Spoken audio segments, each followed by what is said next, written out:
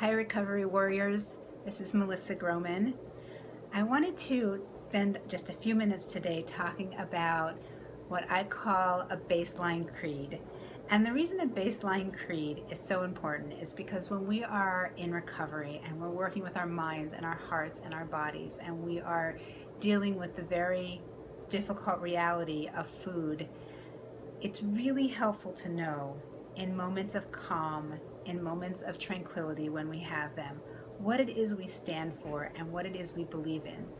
And this is one of the things that I call our creed. And I always like to start out by saying that we don't have to exactly know what our creed is, but it helps if we're having trouble figuring it out that we know what our creed is not. And I encourage people to craft their creed. And I also like to say as a guideline that if you wouldn't teach your creed to a class of 6th grade girls, then it's not a creed, it's your eating disorder. So when people tell me that they have to be thin and that their body is the paramount thing that matters in life, and that food is the most important thing in the world, and the number on the scale is what they have to gravitate around, I ask them, would you tell this to a group of 6th graders? Would you teach this as a way of living? Would you say, listen, girls, as you grow up, what's important in life is the shape of your body and what number there is on the scale, and this is what you have to contribute to society and life in the world. Is this what you want to teach? Is this what you believe in for girls and women everywhere? So if this is not your creed, then it's at least a starting point to knowing what is. And when you have a starting point to knowing what your creed is, you have a touching stone. You have a way to touch base with what your values are and what you might like them to be and what you're working towards. In no way are we always perfectly aligned with our creed, but it helps us to know and to distinguish some of our thoughts. Are our thoughts going towards our creed, or are they going towards our non-creed if we're not sure what our creed is?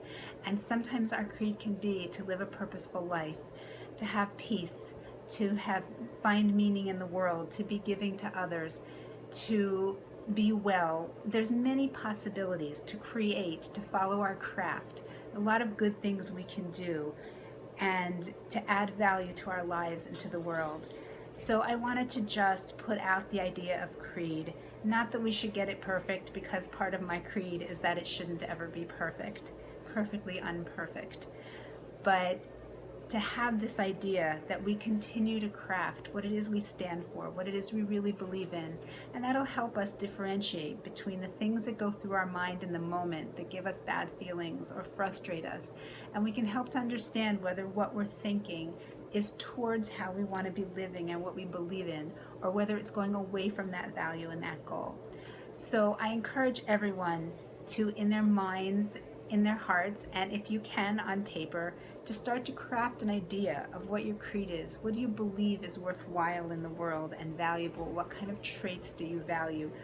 And you can start by thinking about who you respect and who you admire and who you think has purpose and contributes to the world. Not that we want to be like them, but that we can pull what resonates for us in our own personal, very deeply unique way to see what it is we value in the world, and to continue to develop what we think is a way that we would like to live.